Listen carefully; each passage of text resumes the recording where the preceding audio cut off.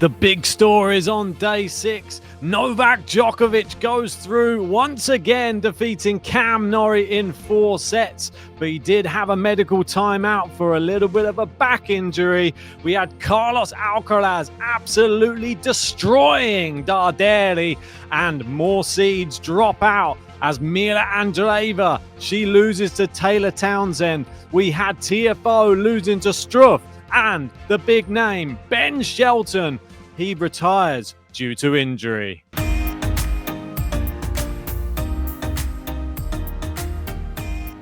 That's right, and if you haven't done so yet, give us a like on the video and subscribe to the channel.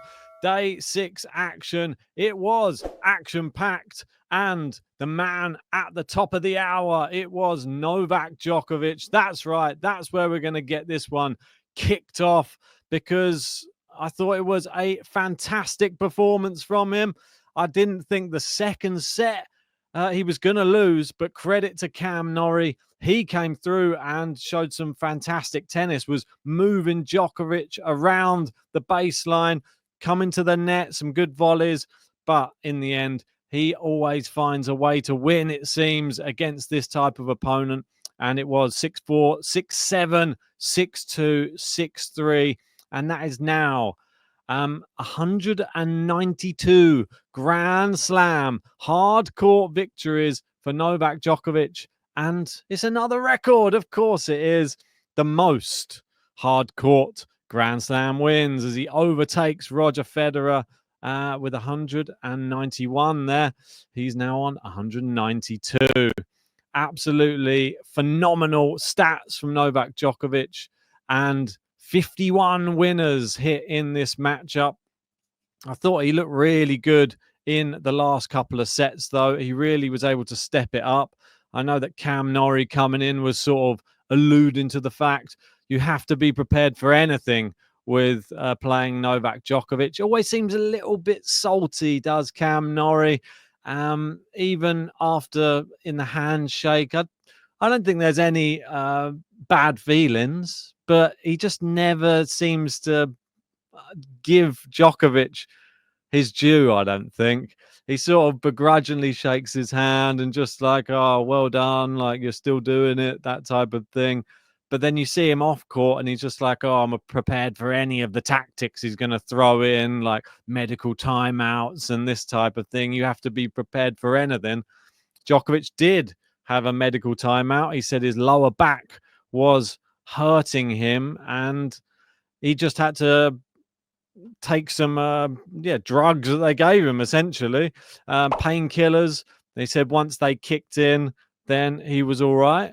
But it's never good to be carrying any sort of injury, especially at this stage of the tournament as well. Hopefully he can have a more simple victory, no more sets being dropped, and then it hopefully won't flare up too much. He was asked about it in his post-match presser as well, and he just said, the rivals are watching. You don't want to reveal too much. I'm fine. He said, I'm as young as ever. So there you go. Djokovic not willing to give up any secrets about what's been bothering his back. And I don't blame him either. I'm just excited to see him playing some fantastic tennis. Just the way he's able to move around the court, the way he's able to get on the end of some of these very low like balls that Norrie's hitting. They nearly touching the floor, and he slides over and is able to flick it, but not just flick it just over. It's with still some pace, some top spin on some of these shots. Yeah, there's players 20 years younger than him that aren't able to do the same thing. Got to give him credit for this longevity and the standard. It's just so high from Novak Djokovic. He expects it from himself, but obviously he knows the body has limits. He pushes himself so hard off the court. That's what he was saying in his post-match presser as well. And he's always up for new science, new technology to help him last even longer. How much longer will he last? Well, this is a big question for lots of tennis players, I'm sure, on the tour, because there are older players, it seems, qualifying and going through to the latter stages of this tournament, and it might not be the names that you were expecting. And it was the next one, Jan-Lennard Struff. Were you expecting Jan-Lennard Struff to be at this stage of the tournament? And we've got three oldies, 35 plus. We've got Djokovic, Mannarino, and Struff have reached the men's singles round of 16 for the first time since 1982 at the US Open. The last ones were Jamie Filo. We got Robert Lutz and Ili Nastase. There you go. And there's a picture of all three. Impressive stuff. But all went through in their own way as well, I would say. They're completely different ways of winning tennis matches. But it doesn't really matter how you win, just that you win, I think.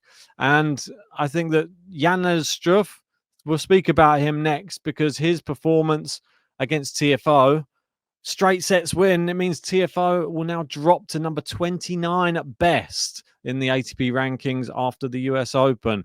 Still in danger to leave the top 30 for the first time since 2022.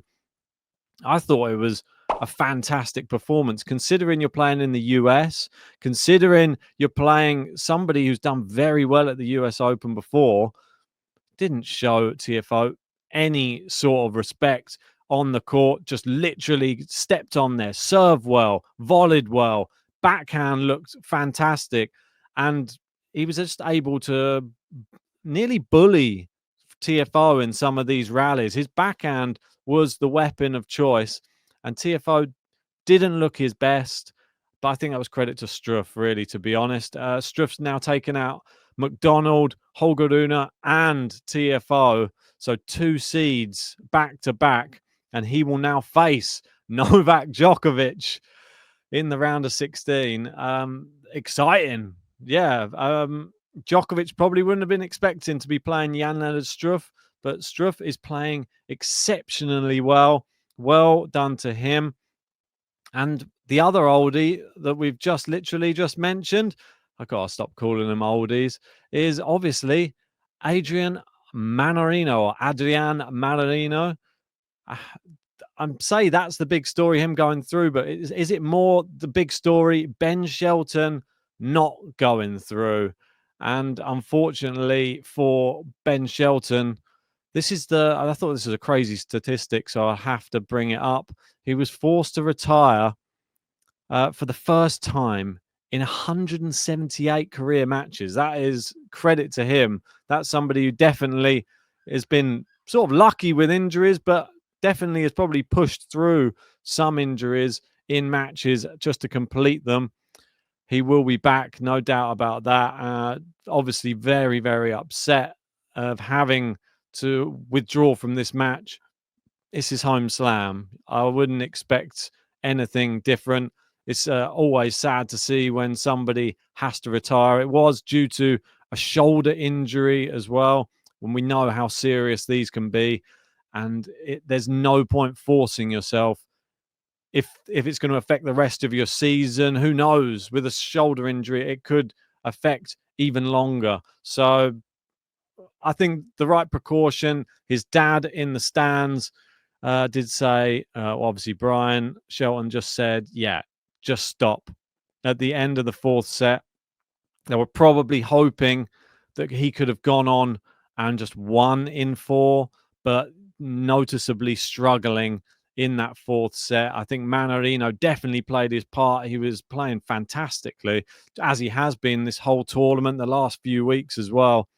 But as soon as he got the break at 3-3 in that 4th set, as soon as he was 4-3 up, the writing was sort of on the wall, and Shelton somehow managed to save 4 set points on his own serve before eventually succumbing to the set. Obviously, 2 more set points it took, so 6 in total. But Mannarino did get it over the line.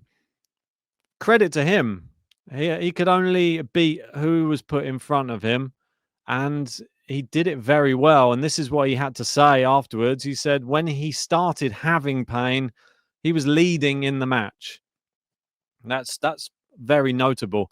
And it should be said, Ben Shelton was playing really well. I thought that point to win the third set, incredible recovery skills from Ben Shelton, really gave the crowd something to cheer about.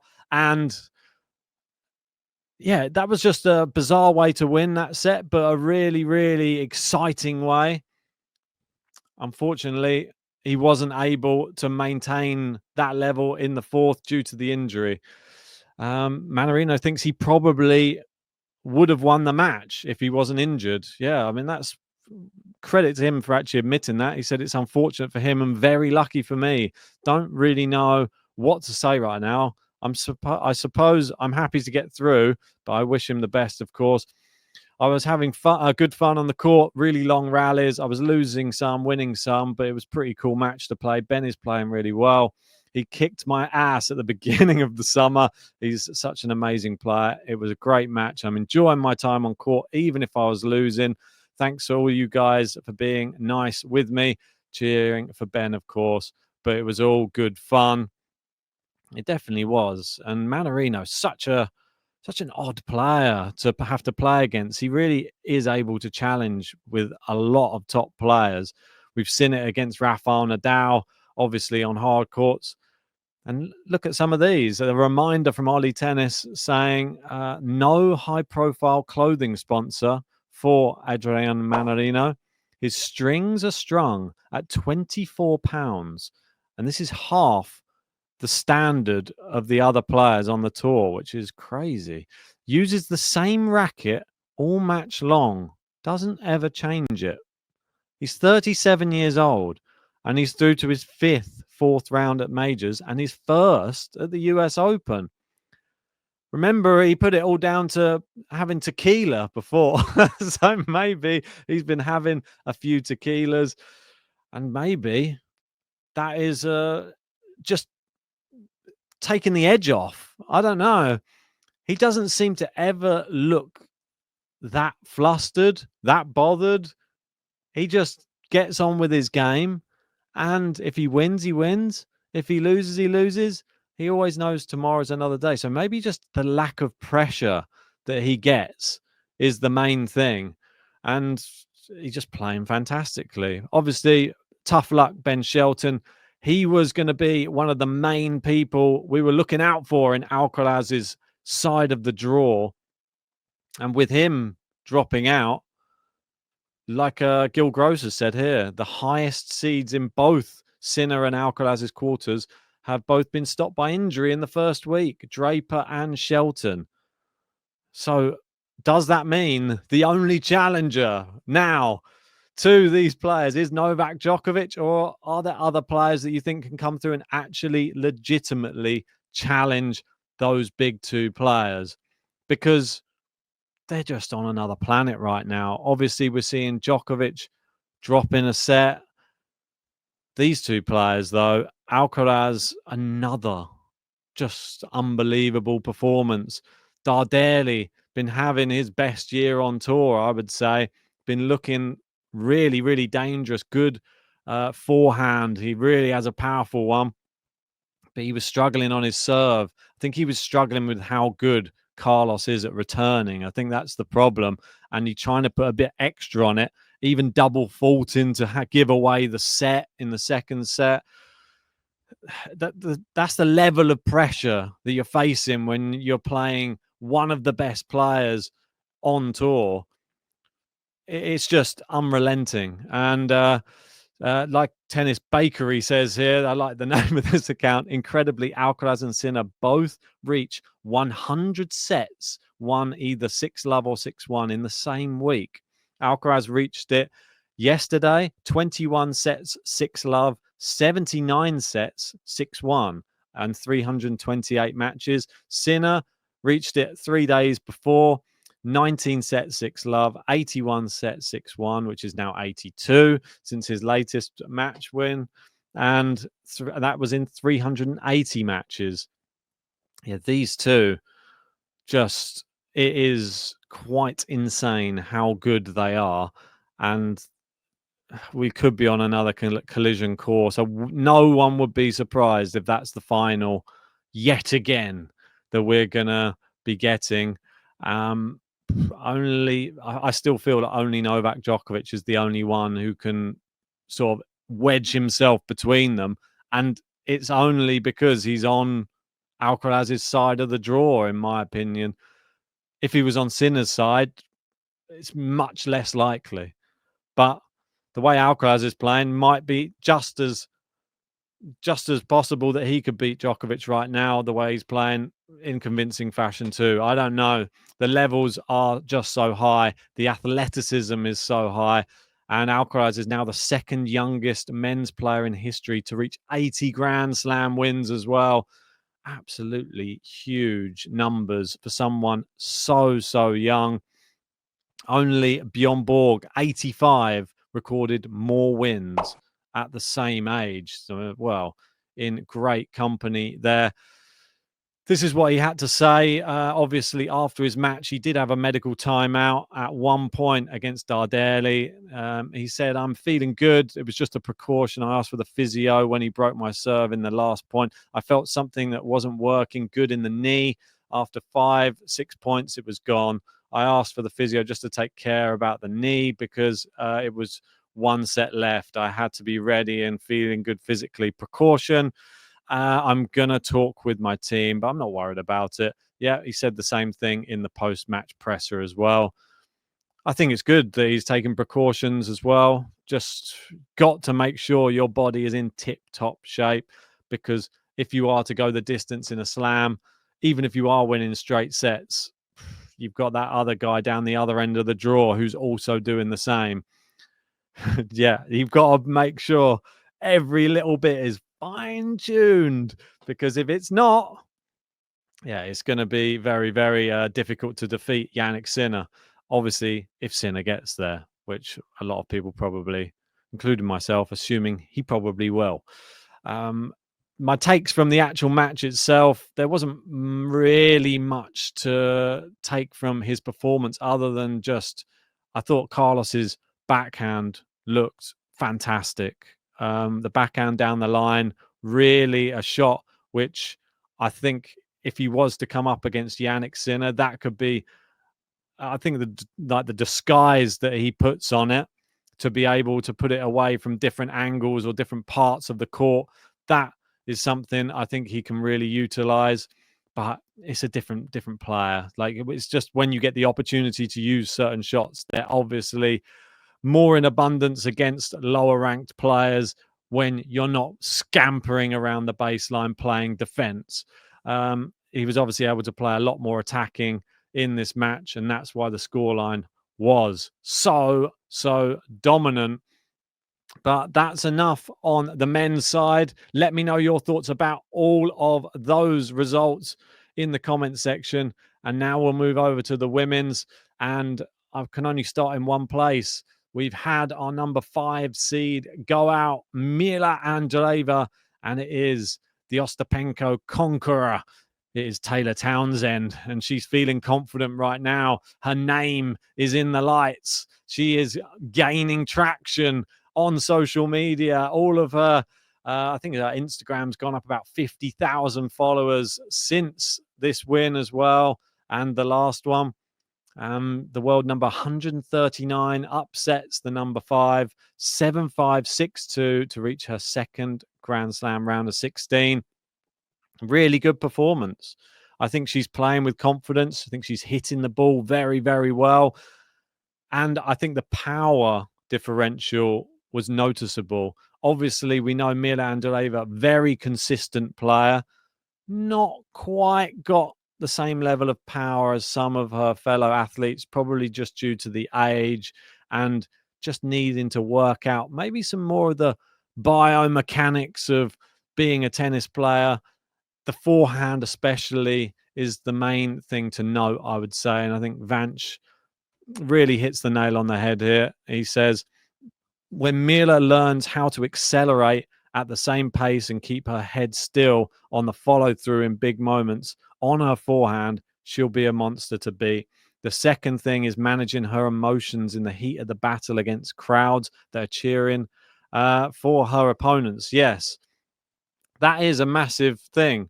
When the chips are down and when the crowd's against you, how do you perform then? Because Mirra Andreeva, yeah, I think she is still quite young. It's hard to tackle, especially a rowdy US Open crowd who are all cheering for your opponent. She ended up hitting herself. She was doing a Rublev a little bit. I don't know if she's been watching too much Rublev. She was hitting her thigh with her racket. I've not seen that from her before. Frustration.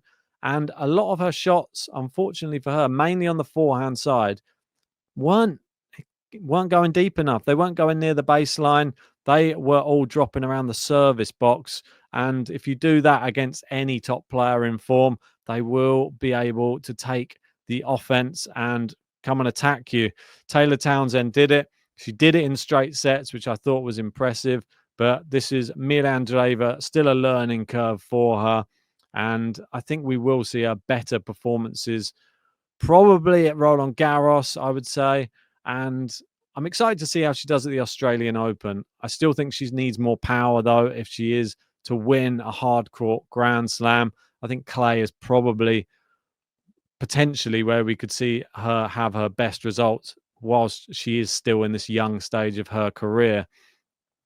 Moving over to a two-time Grand Slam champion, who we said before the tournament, we never know which one is going to turn up.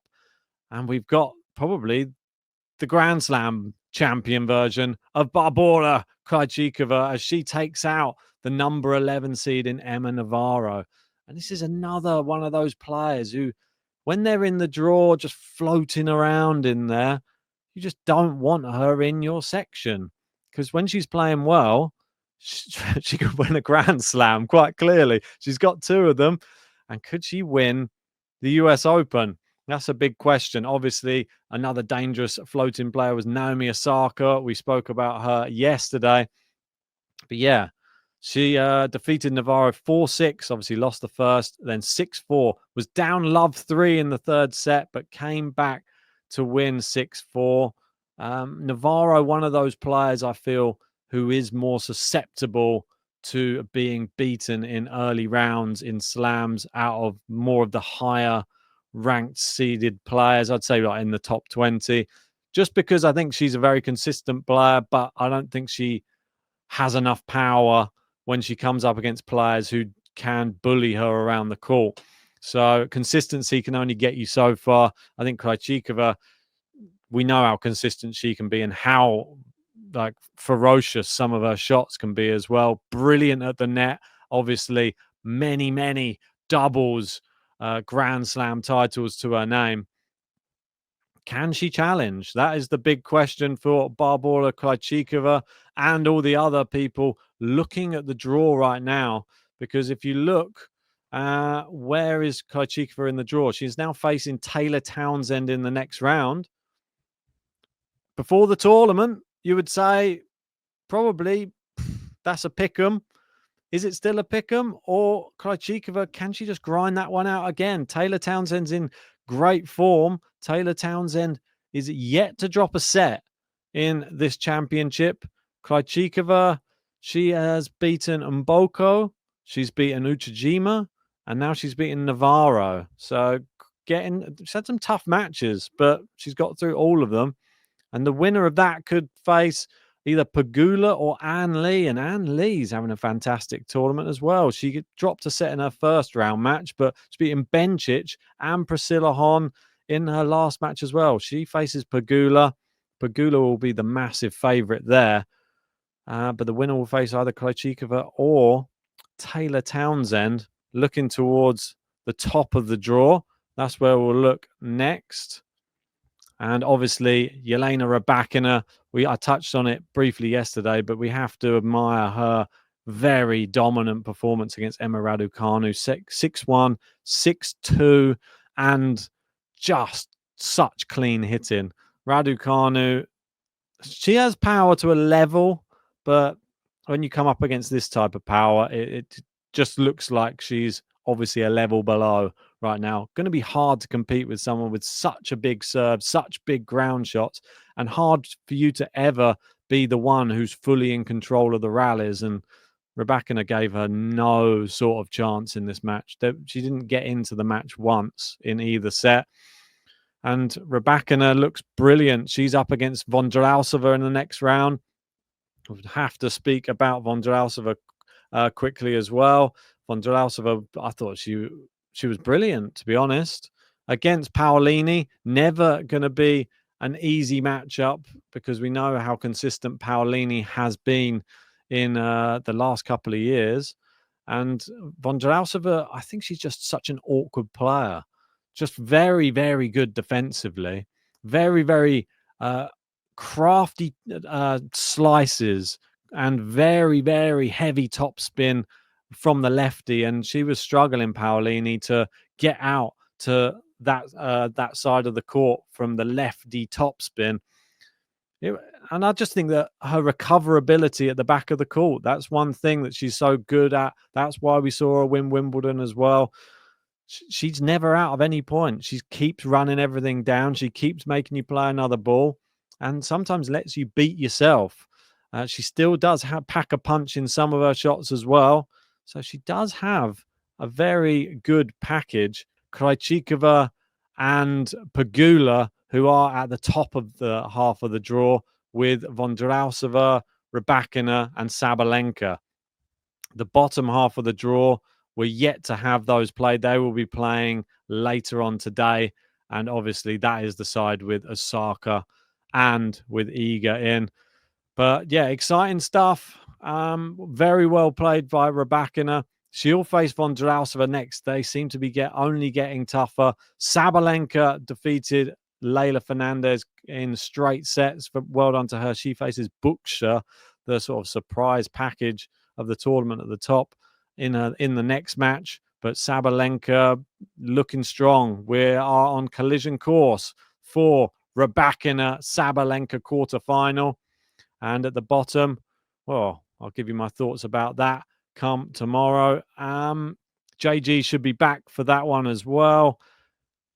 Let's just have a quick look at some of the matches that are coming up today so we can give our thoughts on who's playing. Musetti Caboli, fantastic match. Love that one. I think Musetti will get the win there. Despite how resilient Caboli's been, I think Musetti's look more clinical. Really like this one. Rublev versus Coleman Wong. Might see Wong take a set there. Sinner versus Shapo. Shapo has won their only ever match against each other. And I remember that one very, very well. And that was with the long medical timeout, which changed the entire match. I remember it well. And Sinner was coming back, looked like he was going to win, and ended up losing that match in 5. Other matches, I'll move down to the women's. Goff versus Freck. Can Goff get away through that one? We got Osaka, Kasatkina. And then some matches that are the last ones on. Obviously, these are the times in the UK. Felix versus Zverev. And we end up with Bublik Paul. Tommy Paul probably hoping for not such a late night on this one, but you never know. And we got Iga Kalinskaya and Haddad Maia versus Sakari. But that's the roundup of day 6. Hopefully you enjoyed it. Tell me your thoughts about all of the action. Which match surprised you the most? And are you shocked to see all of these old guys making their way through the tournament? I want to hear all of your thoughts. And if you haven't done so yet, give us a like, subscribe, and we'll see you tomorrow for more US Open action.